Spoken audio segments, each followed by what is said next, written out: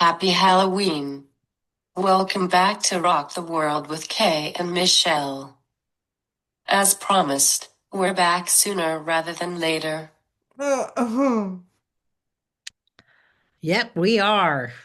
Um, Hi, we are back. We're here to talk about possible signs and symptoms of cerebral palsy. We talk about lots of things to have to do with special needs. We're advocates, but this is Rock the World with Kay and Michelle. I'm Michelle, Michelle Movement Lesson. This is Kay, Neurodivergent with Kay. Before we dive in, just a quick reminder, the experiences we discuss on this show are for educational purposes only. Please don't substitute them for professional medical advice, diagnosis, or treatment. And if you notice any pauses during this episode, we ask you to keep listening. Sometimes, someone's processing their thoughts, or it's just part of the natural rhythm of conversation. Today we're exploring the possible signs and symptoms of cerebral palsy in early infancy, and why understanding birth experiences can help us see those signs more clearly. Yes, we talk about identification, we talk about possibilities, we talk about symptoms. We're not here at all to diagnose. You're with your medical team. For me, on the movement team, and again, Kay, again, and she's experienced it for herself. I've experienced it with me, but we are here to help people realize, again, a more broader scope of what to look for, possibly when to have look for help. We've talked about IEPs, we've talked about lots of stuff here. So if it's not all covered here, please, guys, we've got such a wealth of information already available on our podcast. Go check them out, download them. But let's get started on really a subject that's really big on, oh, to me, it's that early intervention, but early detection. When people hear cerebral palsy, they often think of one specific condition or image, but that's not really how it works, right? No, it's not how it works at all. First of all, it is trauma, typically oxygen deprivation to the brain trauma, brain bleeds. But it's trauma to the brain. But this can happen in utero during fetal development. A lot of people don't realize that their baby could have had a stroke in utero, as an example. A lot of people think it's just the birth trauma, and then again, it's been broadened. It used to be just for the birth, but an accident or something like that, a life trauma, can also go into that conversation of cerebral palsy. There are genetics that cover this. This is not true cerebral palsy per se, but again, based off of state laws and how they are written, it's more of a neuromuscular condition that has the same characteristics, and it will be put under, in many cases, under cerebral palsy. That's such a clear way to put it. So instead of seeing it as an injury, we can think of it as the brain organizing movement in a different way. Absolutely. Actually, one of the clearest detections in my world for the cerebral palsy, that it's happening, is in general, we oppose gravity. We don't think of this, but gravity is our friend. I'm not worried about being pulled to the ground per se. When we're talking about spasticity, stiffness, muscle activation, balance, coordination, and so forth, gravity is now pulling that system. I don't have to worry about falling off the chair, let's say. Of many people with cerebral palsy, especially moderate to severe, that would be a conversation that they were having. So, right? Yeah. And I'm not constantly worried about don't fall, don't hurt myself, that those conversations don't even come into my brain. Whereas again, when you do have complications and so forth, you now are extra cautious. And that's where again, a lot of the startles come from, because you might be balancing here versus here through the pelvis, as an example. You've outlined 4 common birth experiences that can shape how a baby's early movement unfolds. Can you walk us through those? Absolutely. So the four things that we're looking at here, right, is typically a full-term natural birth. Now, I just mentioned you could have had a stroke in utero, but a lot of people think that when this has happened, we are good to go. There's nothing to worry about. No. Again, has your baby been evaluated? If the answer is no, that's your first step to any baby. That's where I'm different. I think all babies should be evaluated, and we've covered that, but please ask your questions. Then we still get into the full term, maybe a bit of prematurity, birth trauma. And I look at birth trauma as a cesarean section. That's not the way that you're meant to be born. Now, a lot of people don't see that as a birth trauma, but again, it's a surgical birth, so it's different. Now you're going to get into a full term. It still again could be full term. You could have absolutely go full 9 months, but now you're looking at trauma and NICU time. NICU is neonatal intensive care unit, but prematurity. And then here, my in the red, where you definitely are have a premature baby, a micro preemie, meaning very premature before 30 weeks, and again NICU time, neonatal time, and again all of this is laid out for you, so you can see the different aspects that you would be looking at within these realms to make sure, because I want you to go from a 2 to a 1. Going from a 4 to a 1, right? It's going to have to go through stages. And this is what also I'm trying to point out, because a lot of people feel, oh, I'm here. And they say age adjusting. So in 2 months, they feel like they're going to be here with the development. And that's not necessarily the case. And you need to be on top of it.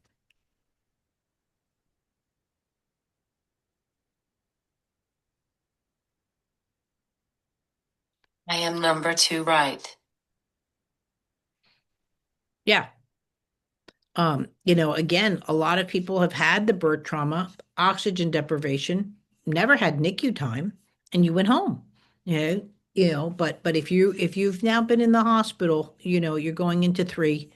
And if you've been into now you're staying in the hospital more than a week. I believe every baby at 2 days in the NICU really needs to be full evaluation.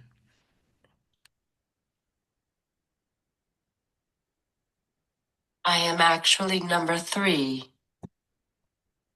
Right.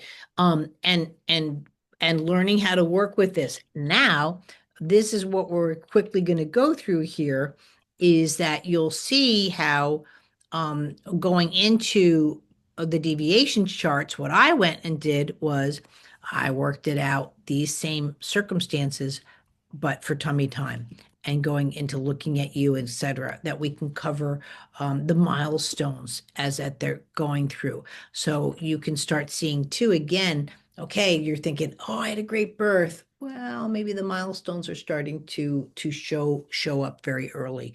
And that's what I want you to look at. These aren't boxes, they're just ways to understand the baby's starting point.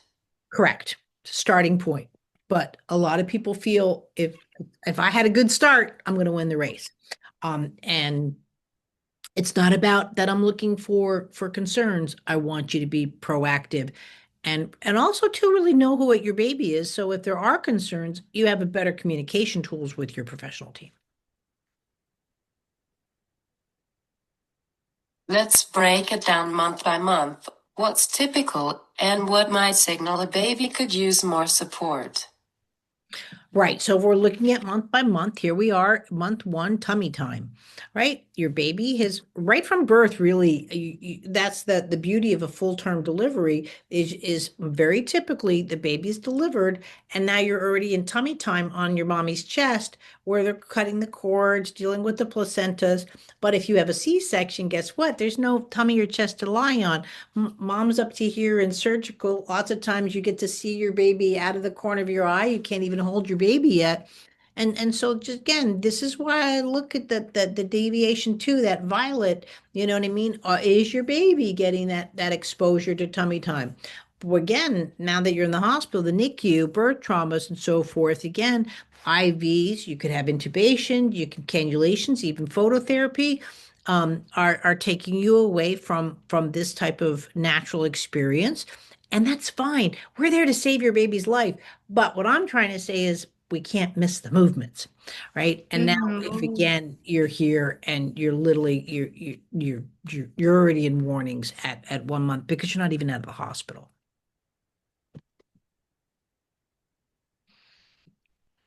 I love how you always remind us. It's not about what's missing, but what the body's communicating. Oh, absolutely. Just think of cookies. As long as you've got the good stuff, you've got your 2.5 cups of wheat, you've got your 3/4 cups of white sugar, your 3/4 cups of brown sugars, your 2 eggs. You mean like you've got your foundations. Now you can decide, do I want to add chocolate chips? Do I want to? I'm about looking at the foundations, and we can always go backwards, and we can always enrich them. A lot of people are like, I don't want to work on tummy time because my child's already 3 months old. They still need the experience, right? And so I'm just about experiencing life, experiencing movements, and just being aware of that.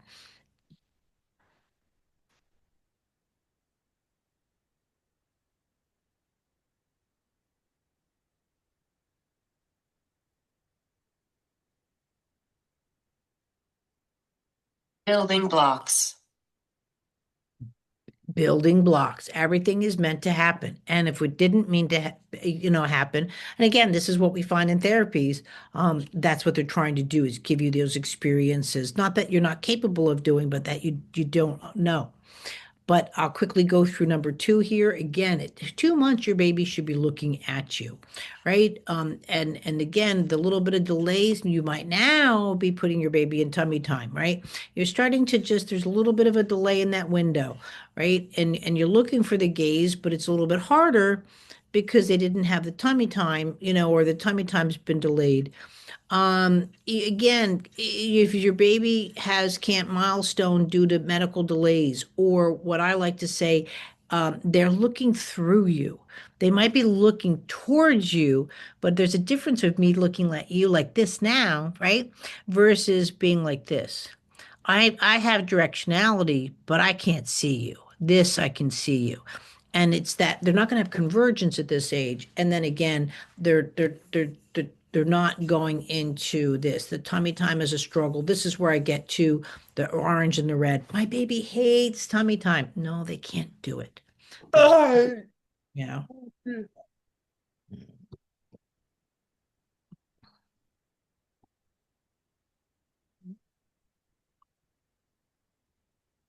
I still do.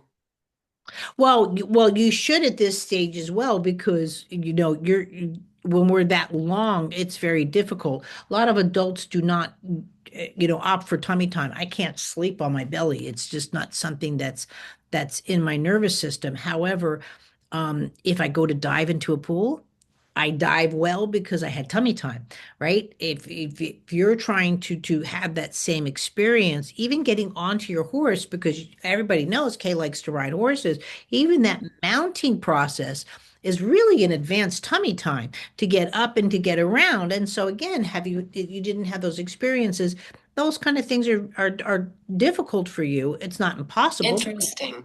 Yeah, our foundations are there for a reason. The number one medication in outer space for astronauts is sleeping pills because there's no lying down in outer space. It continues. It's important part of our lives, but if so when people say my baby can't jump and I go back, well, did they do this milestone? And they go, I don't want to go backwards. I just want my baby to jump, or my child to jump. And it's like, yeah, but if we're missing some key things there, the structure's not there for jumping.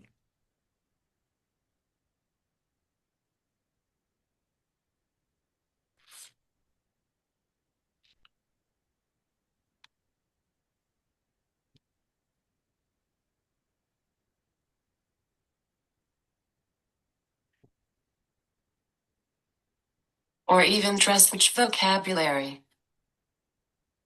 Right. You guys, you have to realize right now, this is very important things about understanding cerebral palsy. When you're at this stage and you're even saying like bringing up because these scales are just not common practice.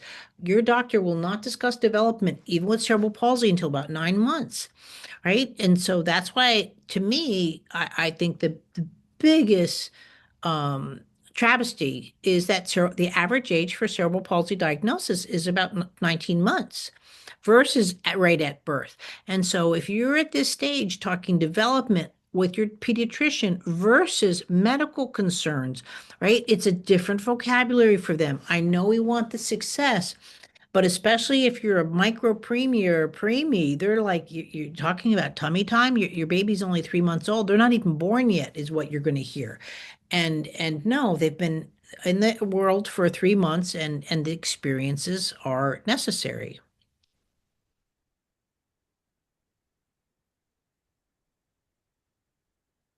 I was almost 1 year old despite oxygen deprivation. Right. And also, too, under the American Association of Pediatrics, catch-up age for them now is kindergarten. Whoa. Yeah, it's in writing. I can show it to you. So, I'm not here to wait till kindergarten. I'm at 3 months. So your baby really should start to roll over. I get people all the time, should I be concerned? My baby is just rolling over at 10 months of age. Yeah, and again, you have to start. We have way more information to give you besides these real quickies that we're giving you. Again, at 3 months old, and in the wait and see category, your baby still might be at, they can look at you, they're kind of getting tummy time, but needs to be held more than usual. You might hear that too. My baby hates to be put down because they don't know how to lie down. Right. And again, they're just getting some tummy time because now they're out of the hospital and they're maybe more medically stable, maybe can breathe better. And then again, tummy time is just, they get tummy time. They look through you, but they're again, you're being warned of neurological concerns at this stage. You might see head shape abnormalities or things like that that come into play. This here, 4 months, guys, this is where you're really going to start to see if CP is in the conversation of here. The grabbing of feet is really showing can you start coming off the ground. It's a simple little thing. It's not grabbing one foot, it's grabbing the feet, almost like they look like a little basket that you can carry. And this is where you're going to start to see, but my baby's legs go straight. My baby seems stiff, the conversations of tone at this stage of development. And that's why I really think grabbing the feet is a very overlooked milestone because this is where you really can say, hey, I don't have a chance of this. And then we really need to be working on a therapeutic process of cerebral palsy, even though it's not diagnosed yet, but you're going to see the tone at 4 months.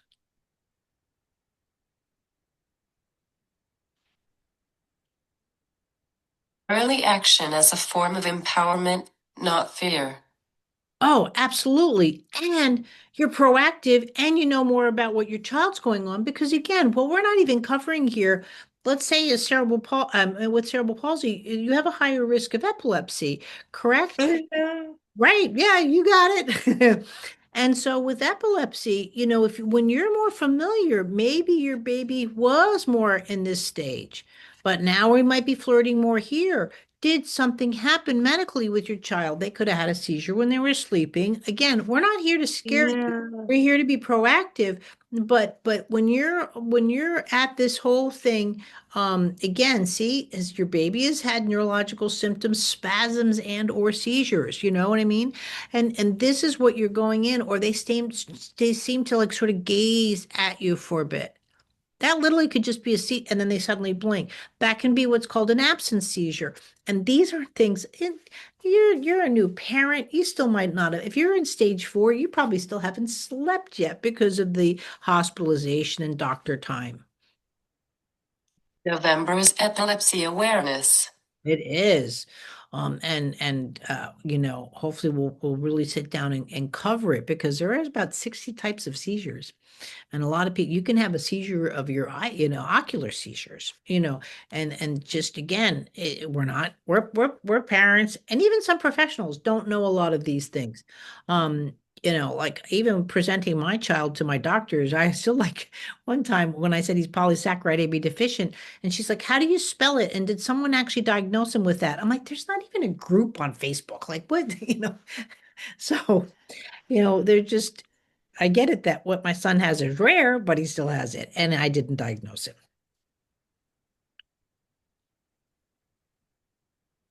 Or a seizure after 11 years. My brother-in-law started having seizures at 40. So, the brain's funny that way. So again, tone-wise, if you were confused with grabbing the feet at 5.5 months, 5.5 months, your baby should be independent sitting. And you might be wanting the sitting, and this is where you're going to start to see my baby is still not really rolling over yet, and you're going to prop sit, right? And you're going to put the pillows up because you want to take those cute pictures. Everybody wants success for your baby. I want success for your baby. Kay wants success for your child, right? But we're here to just say, like, at 5 months, if you still have issues with head control, right, in the red here, you still have those medical concerns. Your baby too is arching to roll over, the back arching and so forth. This is where you're more in that severe level of really that you want to pay attention to. Another thing that you'll see in the orange level, when they go to look up, they tend to fall back because they can't handle that head control and balance, and so it's not a true back arching, but it's more of a back fall. And that's where again these stages of possible signs and symptoms for your child. And yes, it still can be a genetic symptoms and so forth, but we're really trying to focus here with cerebral palsy.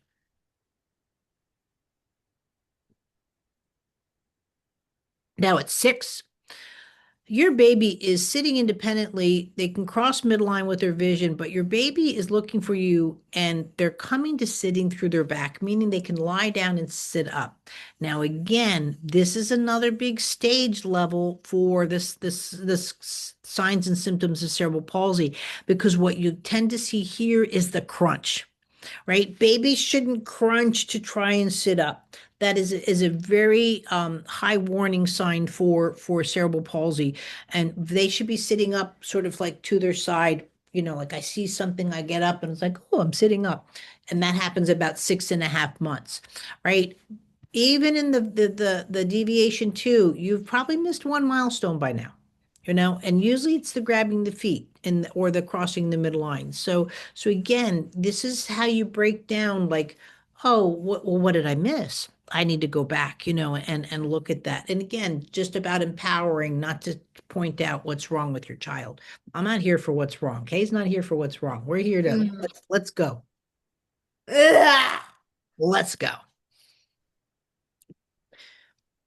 So at 7, your baby again is going from sitting to going into all fours, right? I just covered this. It was a great live I did on my group. She's 7 months old today, and she can go from sitting into all fours, almost like a pre-crawl kind of thing. It's just, so it means they can cross midline and do all of that.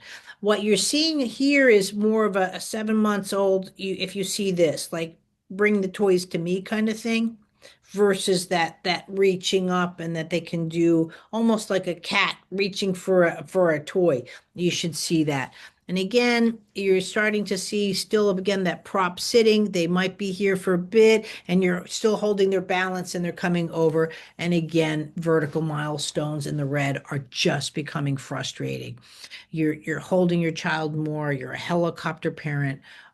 Or you can't eat. Some people in a severe case of CP here, you can't even fold your baby in half. I hate to say this, fold them to sit them because they immediately want to stiffen and go straight. Whoa. But that's the gravity thing I was telling you about. They're like, if I lay down like this, I'm the safest.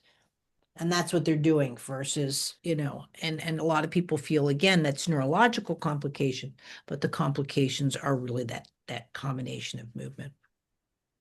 Mm. So hopefully you're really starting to see by 7 months how, especially too for those of you that do have cerebral palsy and your child might be 15, 20, or even 7, that you can still learn from this and say, oh, that's where the breakdown was. Maybe I need to work on this a little bit more for my child, or this a little bit more to help them with their movements that they need now.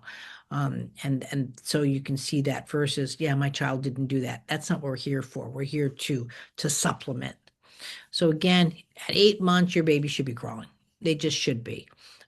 They'll do a little bit of a song and dance here and so forth. They probably should have a word or two, mommy, daddy kind of thing. They are scanning the room. They are checking things out. They're like, where am I going to get into trouble? And they might not be there to crawl to trouble, but start to batten down the hatches here. All right. Again, your baby here at 8 months might just be getting into sitting. But the big thing here, what you're starting to see here, most likely, is your baby is rolling to their belly and trying to push up versus being in sitting and going into. That's the big crossover here.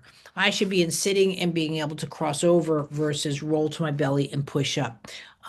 For those of you that have tried to do a push up lately, or you see the commercials too, I've fallen and I can't get up. That's the whole thing, is because you're actually trying to push up off the floor. It's a Yeah. difficult thing, and you will see this in the orange deviations with CP. They tend to plank and they're sort of like in a push, right? And they're not going anywhere. And a lot of people say, yay, if they just get a little bit stronger. Okay, let me tell you right now, another thing of understanding CP, they're strong enough. They have muscles that Mhm. they can lift a house, right? They are so strong. That doesn't mean that they can go, they don't have those transition skills like we'd like them to have. And so, you can't get stronger. Let's put it this way. If you fall down, were you strong enough to stop that fall? The answer is going to be no. So there's certain Mhm. things in movement you're not strong enough.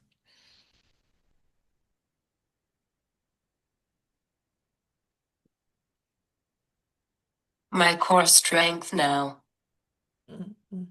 Right. Which should be core movement, right?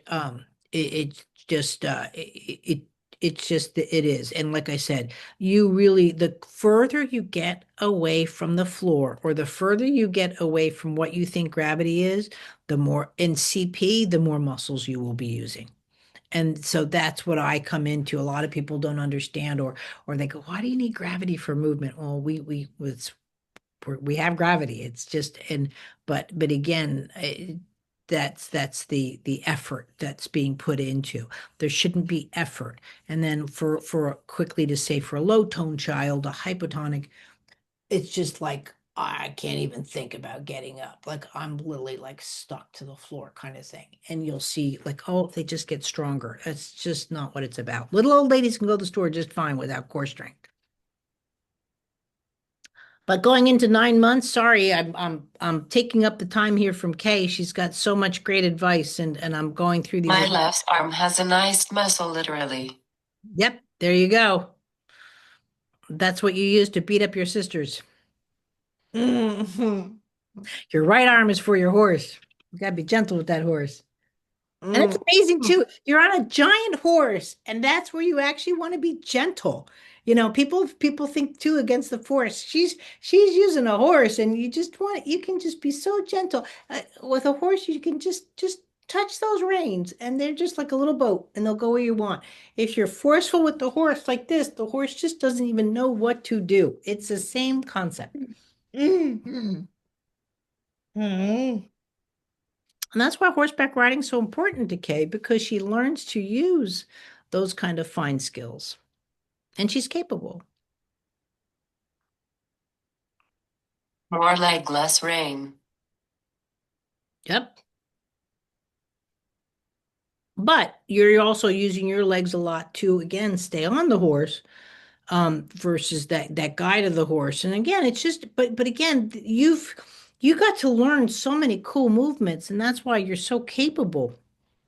And that's what's great about hippotherapy. Yeah. Excuse me, I'm just grabbing my drink. Mhm.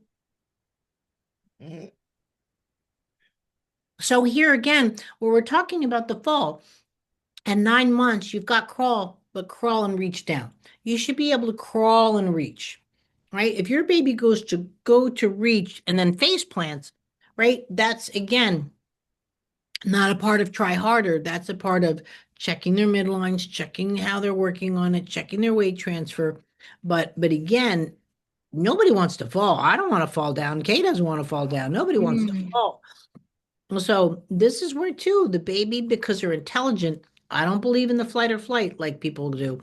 The intelligence of the baby is like, hey, I tried that. I'm going to fall down, so I'm just going to stay low. And so they might grab the item and just roll over immediately because they can't be in all fours and play, Mm. right? And now this too is again at 9 months where feeding is becoming difficult, the high tone, little language or noise. Your baby is just not on the progression scale. So crawling and reaching up, really important because guess what? They're starting to go, hey, what's up there? There's my couch. There's my and so you should be able to crawl. And this is a beautiful crossing midline. The vision starts to separate from the head. All of that happens. This is a big month, 10. But again, you might see your babies faster at crawling, but still a little clumsy, can't go up. They go up and they go into sitting and those kind of thing to protect themselves. They might fall in the crawl, right? And so they have to pay attention more. Where here they start to have more personality, they're starting to get goofy. Again, your baby might actually be bypassing crawl. This might be they just want to stand, pull, stand. Because cognitively, you know, one thing you have to understand with CP doesn't necessarily mean you're cognitively impaired. Kay's No. a successful woman. There's nothing wrong with her that way, or her brain or her functions. But her communication skills might not be what you're expecting, or her movement skills. So a child, National Honor Society. National Honor Society, right? And all of that. So but that what because they know they want to get something, this is where they might bypass the crawl because they can't. They're not, and if they can't do something, they want to do it, then they'll push to stand. So a lot of people think because of that prop standing and they're just pulling up, their stiff tone is kicking in, and they go, "Look, Mm. baby, they're already ready to walk." No, they're not. No. But so again, these are why we're putting these out here. Your baby's on the red scales, your baby's not crawling. They might want to be held again and stand. Little foot action. Again, those neurological concerns are getting elevated. Usually at this stage, you are in or have been with neurology. If you haven't and you're in this stage, please, again, this is why we do this. Medical first, really bump it up from pediatrics into your specialist. Ugh. And again, we say this all the time. You might say, oh, at 11 months, I need a neurologist. You might not get your appointment until they're 16 months. No. They're not waiting for you guys. If you have any concerns, even at 2 months, make the appointment. You can always cancel it. But I'm about making the appointment. Better, Or 20 months. yeah. Yeah, or 20 months, or go to the ER. If you think your child's having spasms, I have to answer these questions on a weekly basis on my group. Does this look like a seizure to you? Don't ask Facebook. Go. The only one that can tell if your baby's having a seizure is under an EEG. Period. The end. No doctor. Mm. You can show them the movies. You can show them all you want. They have to be Mm. medically Mm. evaluated. Mm.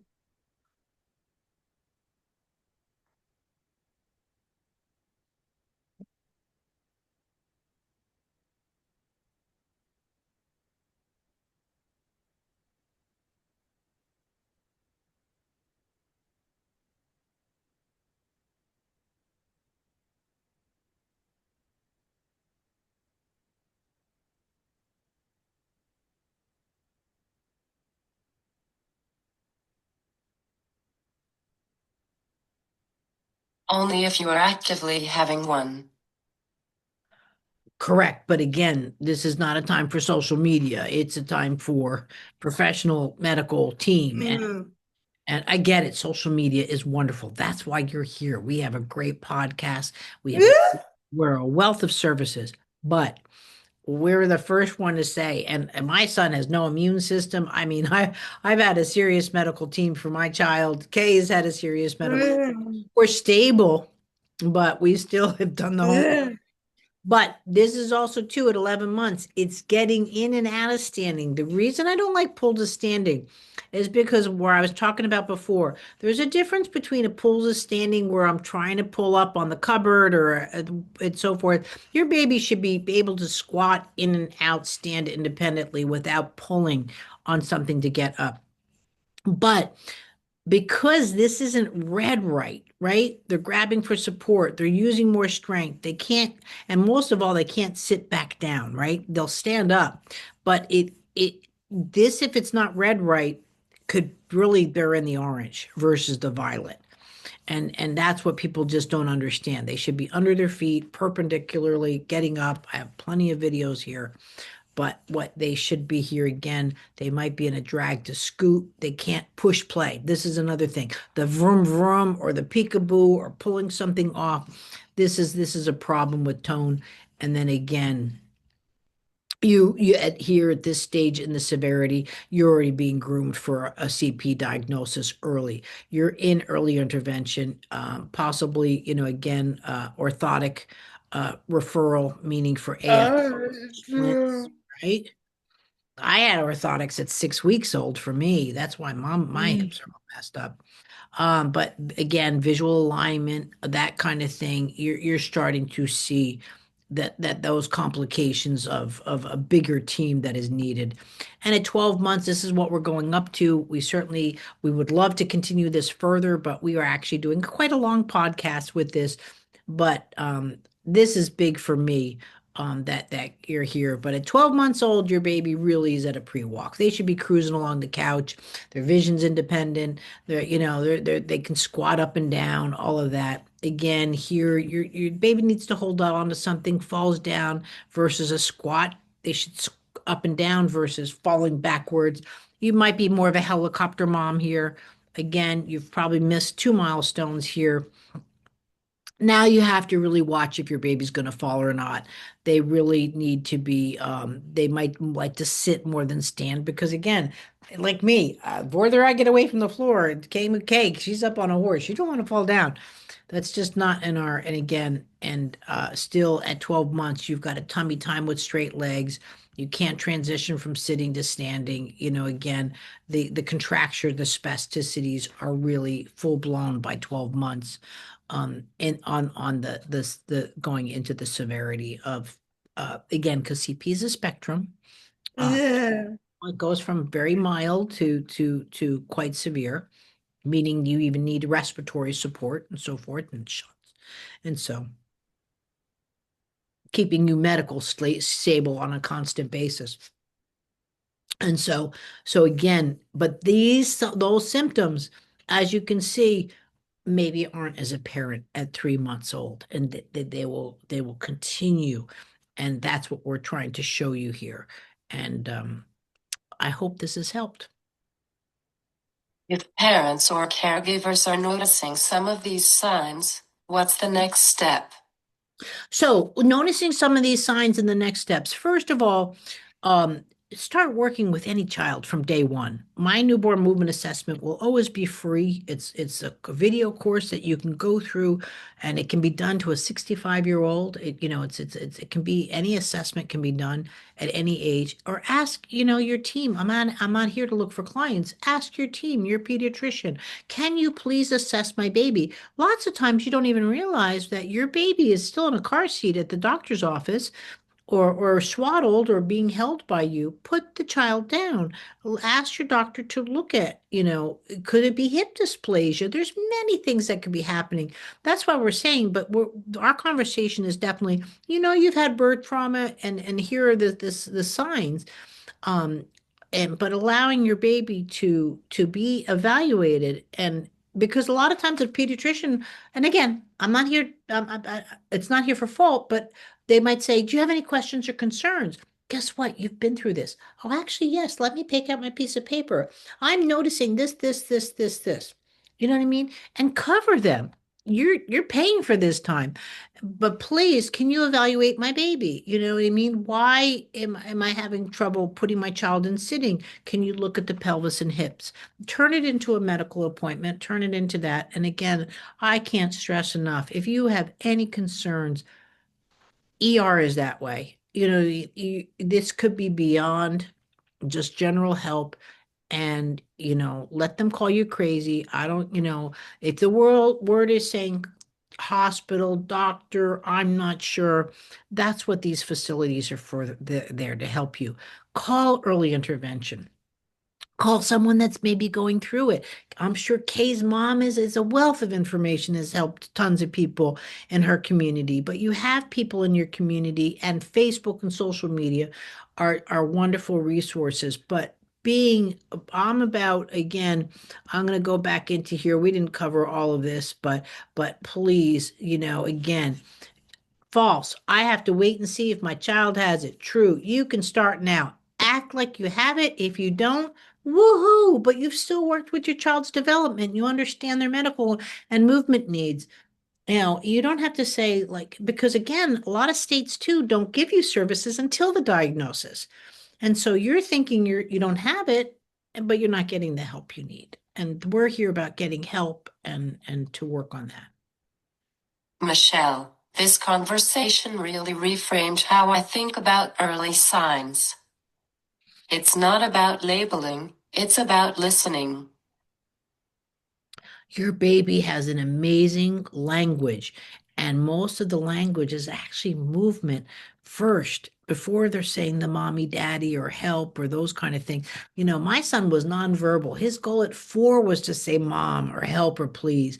And the worst memory I have as a mother, when my child was 7, he I think had a stomach ache, and I'm like, "You need to tell me, buddy, if something hurts." And he looked at me, goes, "Mom, I hurt every day." Like, it broke my heart. Like, I didn't, you know what I mean? Like, my son's been very sick. He's had 30 surgeries. I don't want anybody to go through what I've been through, or what he's been through. I should say No. me. So guys, here I am. I've gone through years of this to put it all together, and I'm here really to help. And again, education is your number one. It just is. And get the help you need. And if the person there is not helping you, go to the next person. And next time, we're going to talk about what? Next time, we are probably going to talk about, I would love to cover, because it is Epilepsy Month. And I think it's great. We've covered a lot of things. You have gone through epilepsy, and you are going through it because, again, it's a part of your care. Um, uh, I I work with kids all the time that have it, and some it might be just very infrequent. And I've got munchkins that have 80 a day. It's a part of that. But again, we're not here to diagnose. We're here to talk about how it affects your life. What are some of the things? For some, it might be dietary changes and all of that. But we love to have these conversations. And also, what do you want us to talk about? What can we help you with? We're here to help you. Thanks for joining us on Rock the World with Kay and Michelle. Yep, this is us, and we're here. We're here all the time. By the way, this chart is available for those who need to know. I'll be doing a webinar on it to go into it even further. But at the same time, too, it's if you have any questions, please. That's what we're here for. We're here to rock your world. We're here to help your world. So by all means, come get us. And what can we cover? What can we help you with?